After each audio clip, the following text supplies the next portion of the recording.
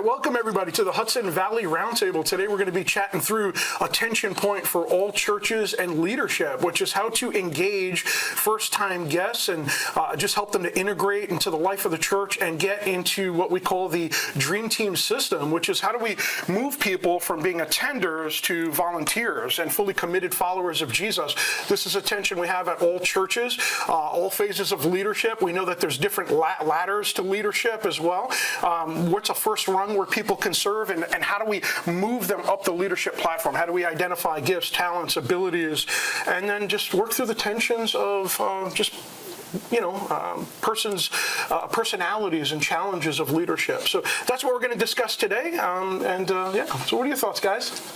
I'm really looking forward to hearing this and talking about this because we're really talking about leadership pipeline. We're really talking about moving people through.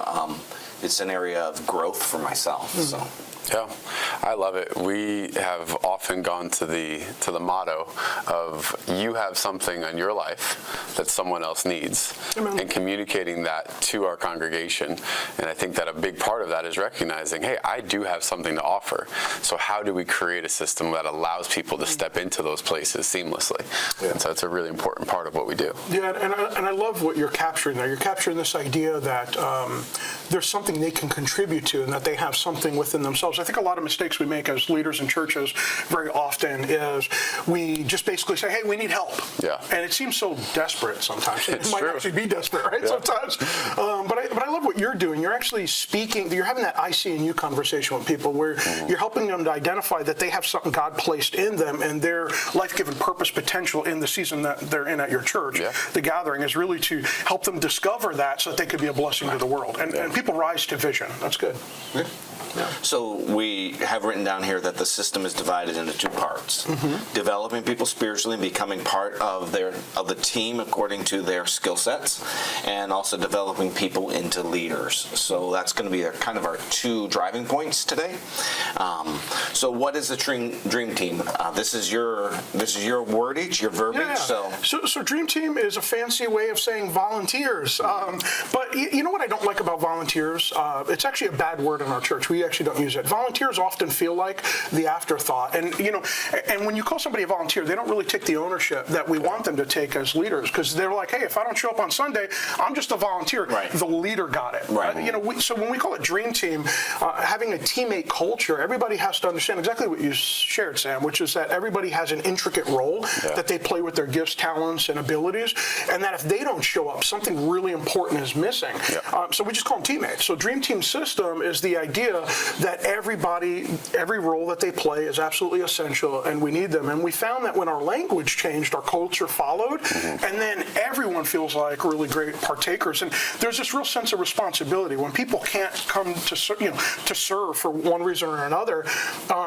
They handle it very differently when they just saw themselves as volunteers. Yeah. Volunteers, it was like, sometimes they didn't even communicate they weren't showing up. You guys ever deal with that? Yeah. Never. Course, right? Yes, absolutely. Never. Everyone texts early in the morning. But as a teammate, what I notice is that there's a more smoother handoff. There's more responsibility. They're calling. They're checking in with people. They want to know that it's okay that they don't show up. Yeah. So when they ask, we're like, no, you must show up. No, it's true.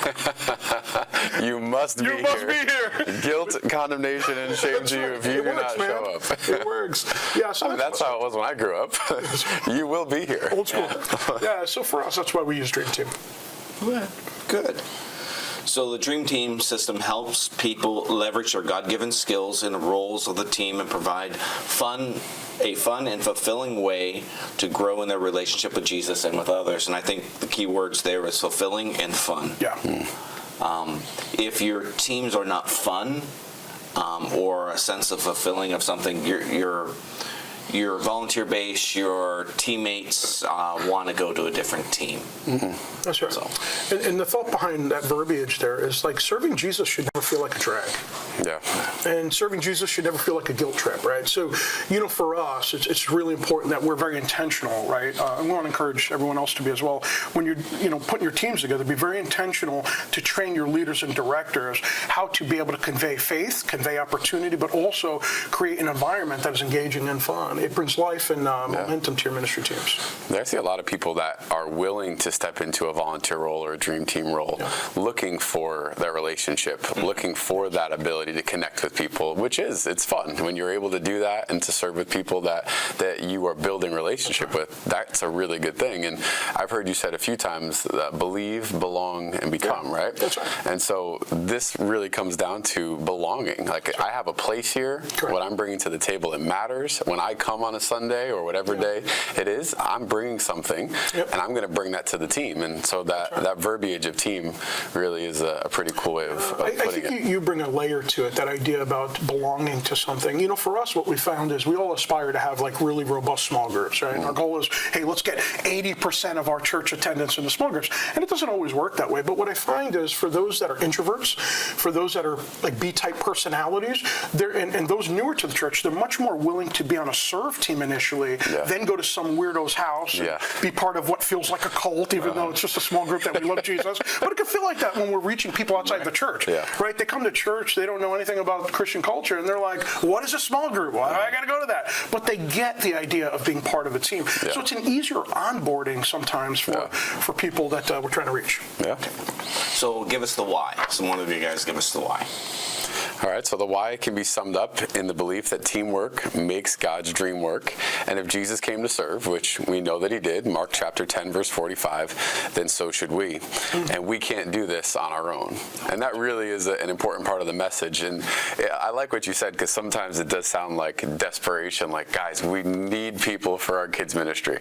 We need people to be here on Sunday. If we don't, we're not able to continue what God's calling us to do. But if we are bringing a vision to it that we do need your help, and yes, there is more to it than just coming and filling a space, then people actually recognize, oh, there's a reason why I'm coming here. So being part of the Dream Team provides people the chance to use their God-given talents.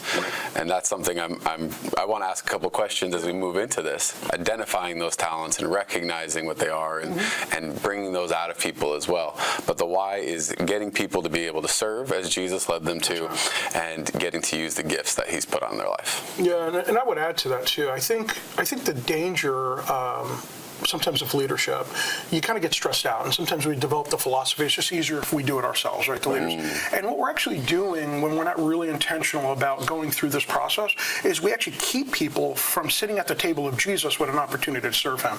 And we've kind of discovered, as you guys know, you're never more like Jesus than when you're serving.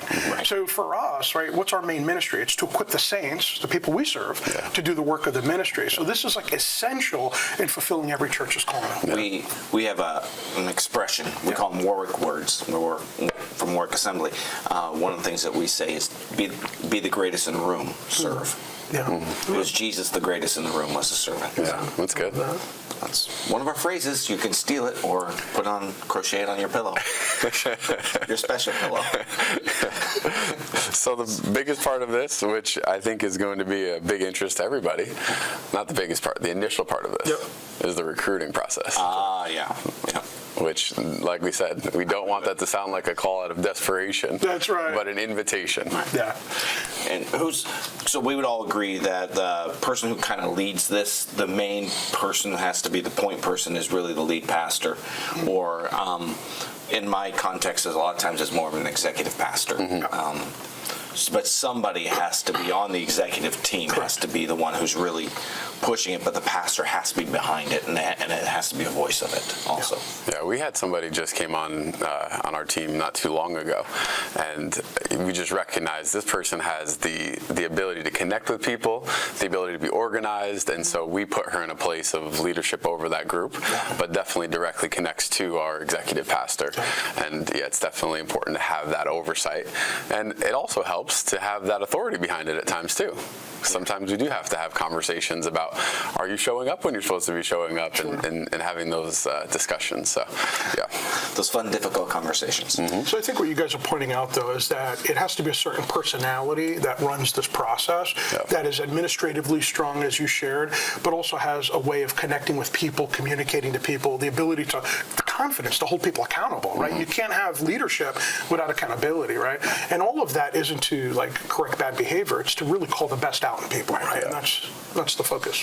So recruit Dream Teamers. So the recruit tends to be best place is not from the platform.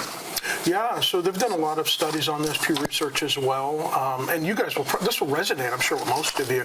When you have a really strong team with good leadership, no matter what team that is, when they recruit themselves amongst their friends, their small group, people come to church, people are much more willing to say yes to you, who I know, versus something came from the platform that seems a little less personal. And the reality is, people who call you out personally, they tend to know you more. They tend to know your giftings, your interests. And so it always works best through personal invitation. But how do you get there? Every church has to create a culture where leadership empowers other leaders to be that kind of mouthpiece of recruiting and to train them to know how to do that. And then what's the system, right? Once you get leaders in on different levels, like does everybody just get to join a kids team, or is there a background check, or is there training, right? So, I mean, that's stuff that we may not necessarily get into the weeds on today, but I think the thought is that there has to be this process that they're coming through. Yeah. Okay, so the other thing is once your team is filled, you're still recruiting for that team? Yeah, so let's take a step back. I just want to share with you guys how we do recruiting at Fusion, and there's no right or wrong answer to this. I think there's a lot of different vehicles of recruiting. So our primary bread and butter is we train and empower our people to use personal invitation. That doesn't happen 2, 3, 4 times a year or during campaigns. It's every single Sunday. It's every week. It's during the week. It's in small groups. And it's part of our constant culture, whereas if you're a leader, who are you mentoring? If you're a director of a ministry, who's your apprentice, right? So there's always this. And then to the apprentice, who's your apprentice? So it's just part of our culture and language. We do a couple times a year, at least twice, big push for new teammates. So the way we do that is we leverage our digital team. We put together a really captivating celebratory video of what God is doing in and through the teams of our church. It casts vision, and people are now able to see, wow, that team is growing in their faith. They're having fun. They're serving Jesus. And that looks easy. I think when people think about signing up to serve, it feels completely overwhelming, especially if they have certain church backgrounds.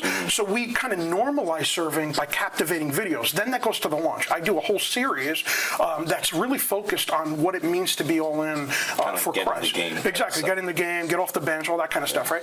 And then, a lot of that focus is going to be on the different ways they can serve in the church, but also in their community. We don't minimize it, or not minimize it, but we don't isolate it to just Sunday service. We have different, opportunities that we put out there throughout the, we have our monthly impact ministry. We've talked a lot about that. That's a serve opportunity. I would say right now, 90% of our church is serving in some capacity.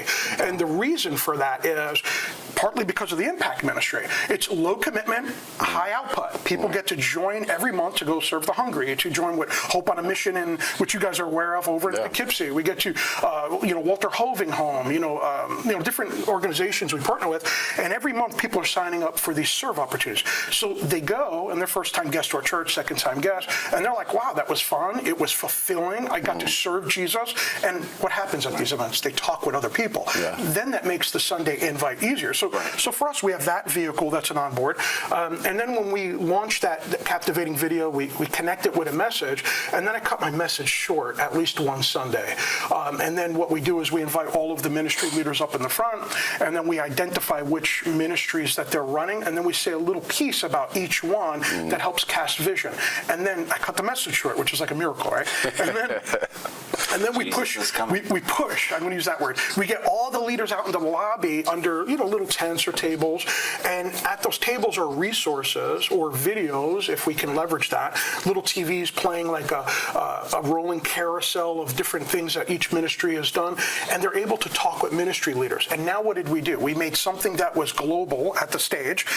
We've made it very personal. Now they're having personal invitations, and we're signing them up. So every table is going to have those sign-up sheets so that people can get in the system. We also launched that online. We've actually discovered that there's a lot of people who follow us locally online. There's a lot of people who don't even know Jesus. We have atheists that have actually come to the church over 4 years, served on our impact ministries, because they wanted their kids to do something that was important for society, right? So they come out, and then they start liking to serve with our church. And what we've noticed, not all of them, but I would say 80% of them open their heart to Jesus over 4 years and now go to our church, or have given their life to Christ and they follow follow online. So it's been a powerful, powerful tool. And I think when we think about serving opportunities, it's not just in person anymore. Like the church has gone hybrid now.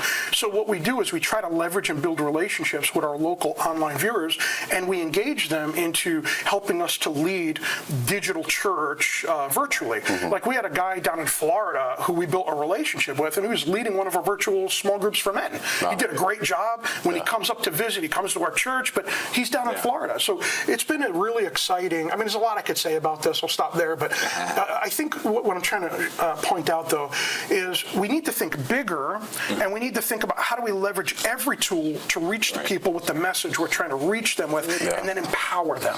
Yeah, we do a ministry fair. That's been very effective for us, and have all the ministries. Now we categorize all of our ministries under 6 different tents. So we have HQ, which is everything to do with the building, everything kind of like that's headquarters, and then we have like our Go ministry, which is all of our outreaches, including altar workers, because we consider that part of an outreach. Our kids under 20, under 18. So students, and so these are connect groups, adult connect groups with men's and women's and everything like that. So we have a liaison for every board member serves in one of those. They would kind of give a report at the board meeting, and that's our way to get our board members intertwined with the ministries, so that the ministries feel like they have somebody to talk to besides me. But that's our big way, is that ministry fair. When we run them, we tend to get a lot of people who will sign up who aren't normally in it. And then we have another philosophy. I'll just tell you this one because I can. It is the idea of sowing your best. So if a ministry is in need of volunteers, you take your best volunteer and you ask them to serve over there. And you don't send the person that annoys you. You send your best volunteer. We don't have those on our team. Yeah, your best person to work in that area, because if you sow your best, you'll reap your best. Love that. That's really cool. That's awesome. Yeah, do you do any onboarding classes? Because that's something that we've utilized, we call them connect classes. We probably run them 5 or 6 times a year. And really in that time, we're talking about who we are as a church and what we believe and what you can expect, but also ways that you can connect and serve. And so we have either the ministry leads come in and share their hearts and speak to the vision of the ministry, or we have video clips that show some of what they're doing. And it seems to be a pretty effective way to reach people right from the beginning. And if people are looking to serve, we say, okay, let's go to our Connect class. You'll learn everything about it, and we'll get you plugged in. And that's been pretty effective for us. That's great. We did 2 things that are similar to that. We call it lunch and learn. I mean, a lot of this is just semantics, right? But the important part is the philosophy and the approach. So lunch and learn, a couple times a year, we'll just get a bunch of people together, do a very similar approach. We've also, you guys familiar with Growth Track? So we cut our Growth Track down. So Growth Track was like 4 classes that nobody ever really finished, and it was arduous and long, and it was Sunday after Sunday. And there's some good things about that, but we actually cut it down to 1 class on a Sunday that's just about an hour and 15 minutes. And then we utilize the content from Growth Track that worked for us, the stuff that didn't work for us, not that it was irrelevant, just didn't work for us. And then what we did is we brought in a lot of the questions that we do in Lunch and Learn, and you guys do in that moment you described. And we just educate people once a month, our Growth Track class, on what it actually looks like to serve at the church, what are the opportunities. So it's really ingrained in part of our culture. It's spoken about everywhere. And then even in our motto, right? Belong, believe, become, right? So the whole idea about becoming, right? It's launching into something. And we've always been very transparent about this. The person who's going to feel uncomfortable in our church is the person who comes and refuses to launch into something. I just want to sit here and just listen, right? That person would probably be uncomfortable, not because we point them out, but because everyone around them is so active and moving. It gets uncomfortable when you're the only cog in the wheel that's not. We do a first look, first serve is what we do. And then we've talked about our model of try-on ministries. So what is that? We do. Try-on? Try-on, it's like when you're going, ladies going to go shopping, and they're picking out an outfit. They try on the okay, outfit. got it. Yeah, got it. And so we say, look, we want you to try on this ministry for a month. Got it. If it doesn't fit, it's okay. That's brilliant. Give it back Try on a different outfit. Try on a different one. Yep. So return it. So that's our object language. until you kind of get there. See, that's fun. That's cool. I love that language. Yeah. Tells them. A lot of good terminology around these things as well. So feel free to use any of it. Retaining Dream Teamers, retaining these team members is a step. I don't know if we all. A lot of times we have an onboarding process, but keeping them serving, not burning them out. Yeah. Could we just take a? I think you brought up the onboarding process. I think it's really important we just briefly touch on that. So we have to recognize in every ministry there's different levels of responsibility very often, right? I mean, and there's different positions, and not everyone is suited for every position. So what do you guys have? What do we have at our church that if you come in and you're spiritually seeking, is there a place for you to serve? Yes. Right. So that would be like a system ladder, a first rung of the ladder. So this Easy access is how you would call it. Exactly. Yeah. So I think when it comes to systematic onboarding, it's having some sort of system that helps people to know where they can fit in first, and then start from there. And then there's this leadership ladder, and every rung is a new step and maybe a new process that they go through. Got it. So I just want to make sure that we're all on board with that. Yes. Okay. Yes, and like you guys, you're probably your guest connections, parking, volunteer care. Those things are easy access for you guys. For us, it's greeting.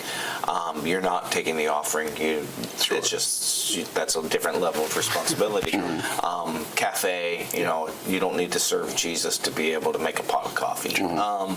So those are some areas. Now, I may have a different philosophy than you guys. I don't know. I also consider the band a place for somebody who doesn't know Jesus to be able to play. I'm not having them lead worship, but I don't have a problem with somebody who's just starting out or doesn't know Jesus yet playing in our band. I have no problem with that. Yeah, I think I have a slightly different philosophy on that. And, I've kind of, over the time, tried to embrace both. I think for me, I'm a little more close-handed about that boundary. Yeah, neither right nor wrong, just for me. How about yourself? Yeah, I think, the philosophy behind it, I think that you have an opportunity, if you bring someone on who's a musician, to be able to come in. And for me, it would come down to a few factors. And, excuse me, I think part of it would be, are you willing to, if you're going to come in here and you're going to serve on this team, are you willing to be committed? Are you willing to attend when you're not playing? Or are you here because this is just an opportunity to play? This is really cool. I'm going to set up my phone on the side and be on Instagram Live. Like, what's the intentions behind it? Well, we just block all internet. There you go. But I think that if it is a pathway for somebody who is searching, I personally wouldn't have an issue with it depending on what that role is, for sure. And I think that's a really good opportunity. But I think the commitment level and what's the intention behind it, I think that matters. And there's been times where we've needed somebody to fill in and literally just hey, this is a gig for you. I get it. But part of you receiving what you're going to receive, you need a safer service. We want you to be in service. And I say this for anybody who is serving in the church in any capacity, like what you do and then what you put on social media and that reflects. If you're going to be serving, be aware of what you're putting out there. And I've had to have some conversations like, listen, this is not who we are. And so, you do have the ability to serve, but if some of these things are violated, then we're going to have to readdress that. Of course. Yeah, that's makes sense. That makes sense. So, as we've talked about this now, how do you retain? What is your retention model? I mean, how do you guys do this? Yeah, I think relationships are if we want to sum it up in one simple philosophy, that's the best way to retain. And even if it is to, we have the try on, and the option to do that. Like if you're building relationships, you're more willing to be involved in something because you like who you're around. And I think that's really, when you talk about the body of Christ in general, a lot of people are just looking for that connection. They're just looking for a relationship. And if we can help fulfill that, that's probably the best retention.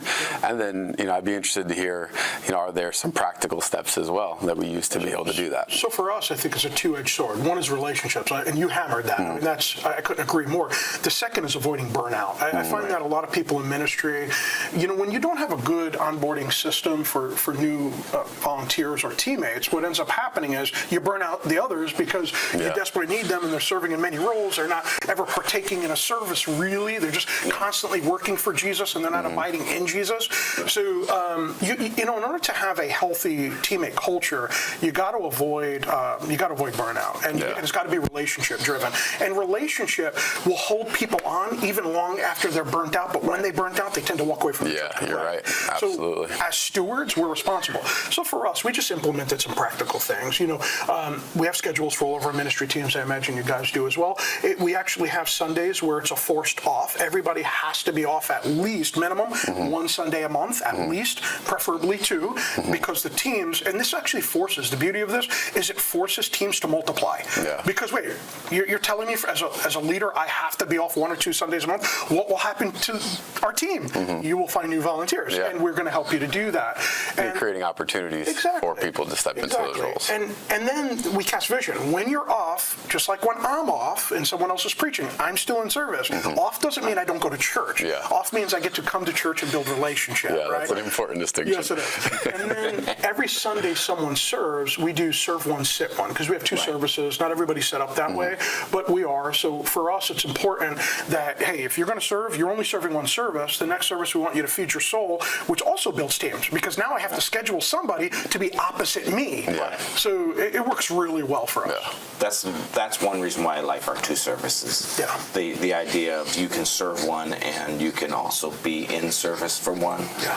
What I find is when the person says, I'm just showing up for my serve time, I'm paying attention as a leader and just saying, okay, we need to sit down. What's going on? Yeah.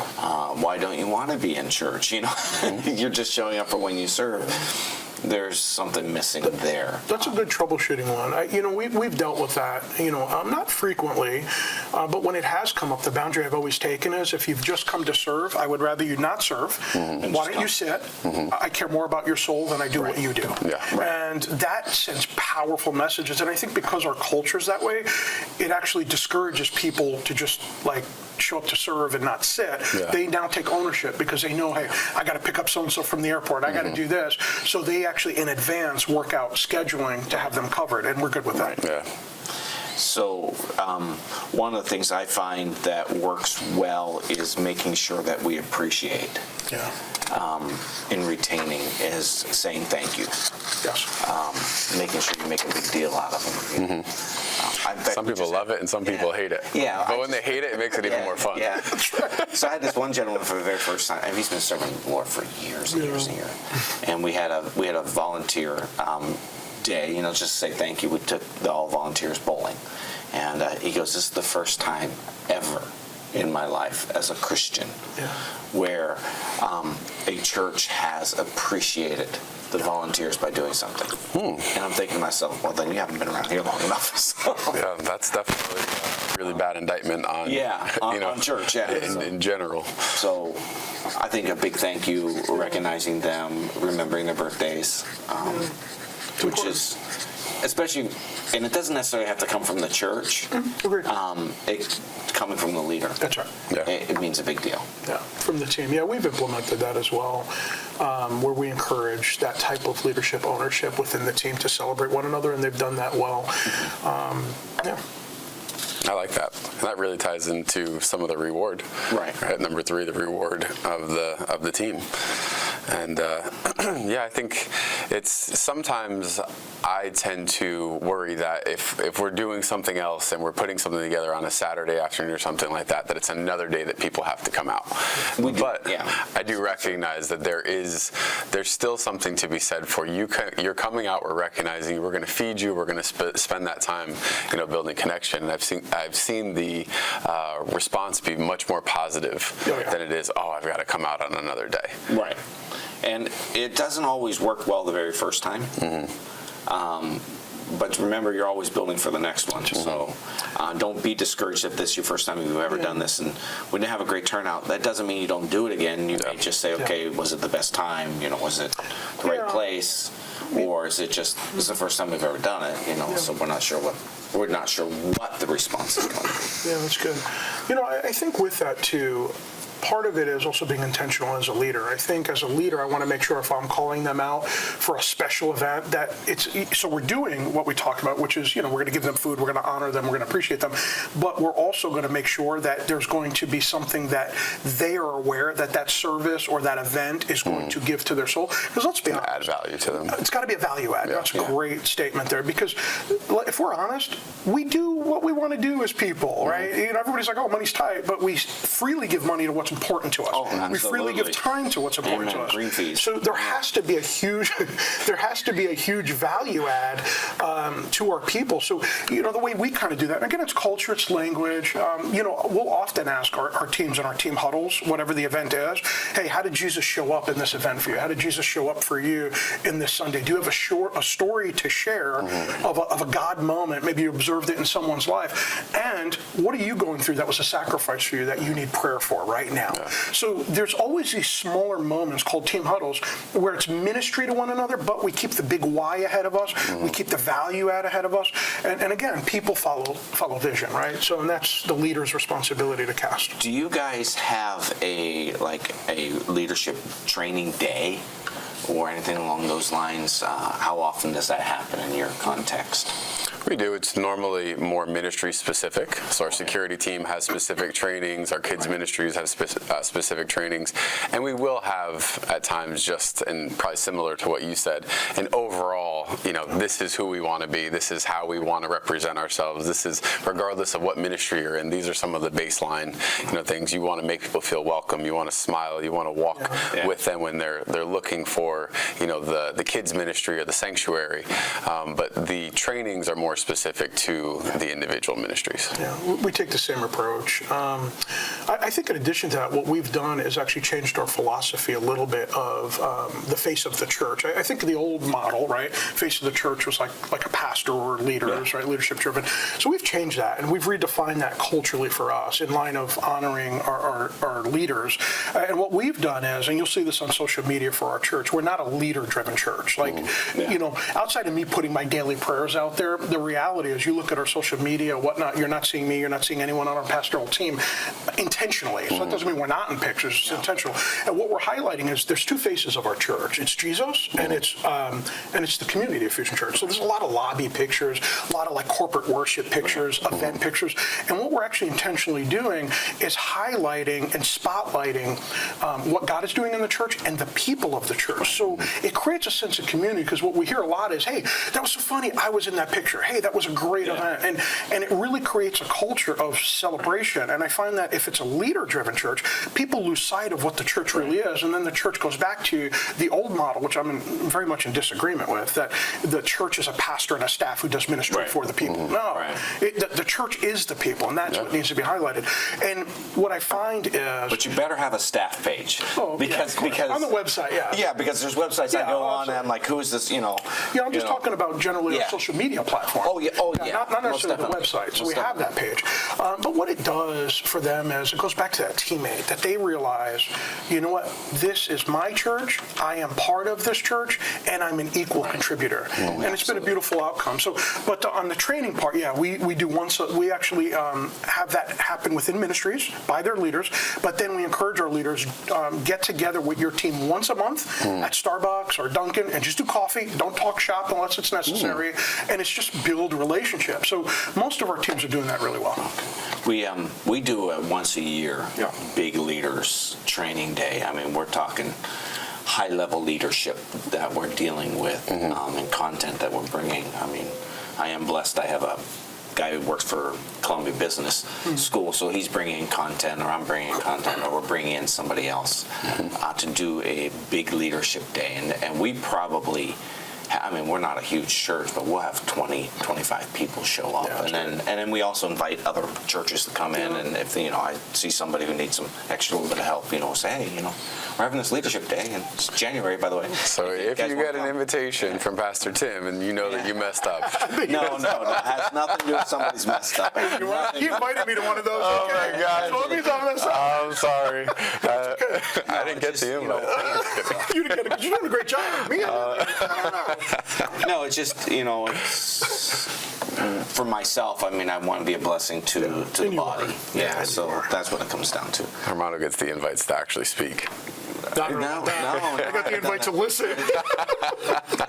I was bringing in my coach to do a leadership day. Yeah. So, I mean, that's what we did. So we invited some churches. We did have some. You're adding value.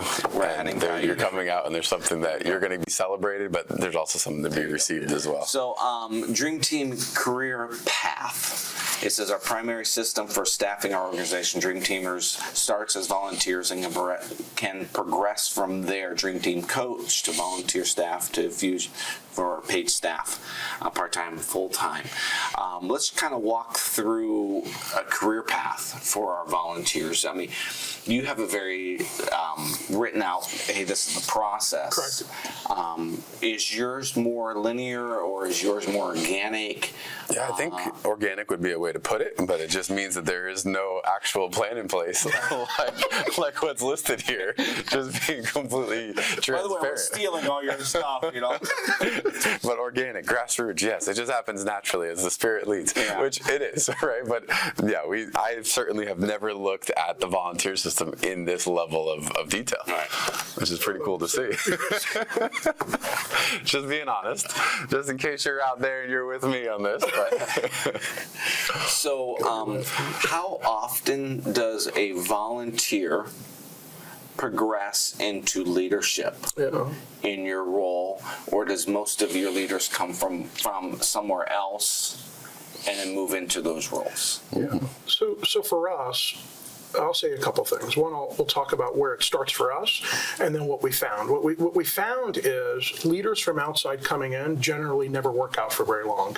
They don't have the DNA. They have a different structure. It's almost like when people come to our church, we actually say, hey, just serve, build relationships, join small groups. You need like 6 months to be reprogrammed. Right. And not to say another place was bad, but people bring in different cultures, and it's very damaging, actually, when you have a well-established team that's been with the church for a long time. You grab an outside leader who's coming in and you position that leader over an existing team. The team has the culture of the church. They know the mechanics. Then this leader's bringing in their own culture because they're just trying to do their best. They don't know your culture, and they just mess everything up. And what I mean by messing everything up is the team gets offended, they get hurt, people get like they feel like their voice doesn't matter anymore. When there used to be a table of contribution, some leaders are more dictatorial, right? And you got to, and not to say that never works. It just doesn't work as well as raising up someone from inside that you've discipled, that's been part of the mission vision of the church, and you know what? They're growing up in that. So you're saying is something, if you want to shock your system because it's maybe unhealthy,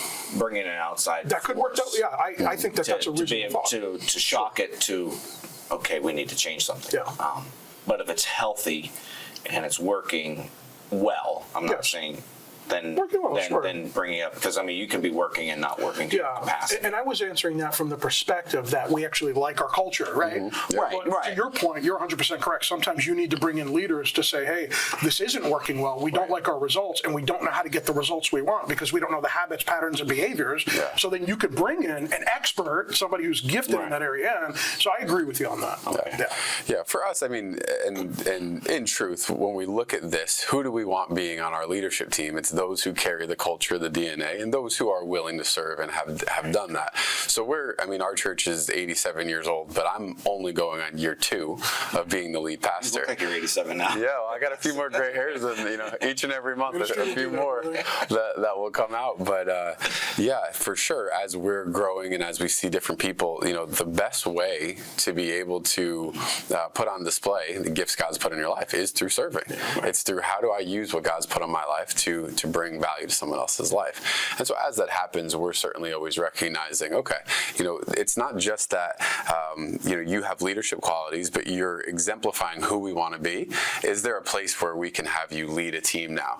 And there is a progression that comes out of that. But I think what you said, carrying the DNA of the church and the culture of the church is hugely important, because somebody can have a great resume, but if they come in with a different way of doing things, it doesn't mean it's wrong, but it just has to fit what God's calling your church to do. And that, I think, really is up to the interview process. It's really up to, whoever's the hirer is really to find out what's really going on. And because most people tell you, I can adjust. No.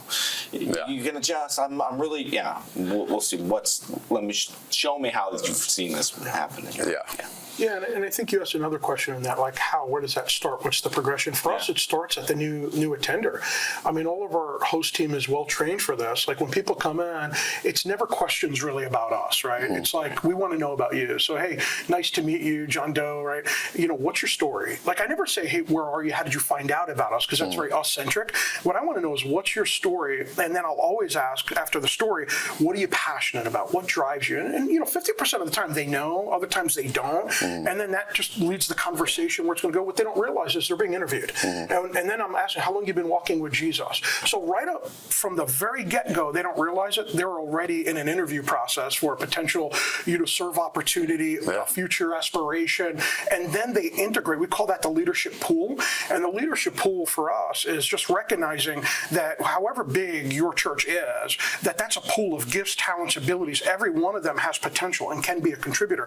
What keeps people from being contributors is fear of disappointment, letdown, rejection, all these different things. So the culture says everyone's welcome to sit at the table of Jesus.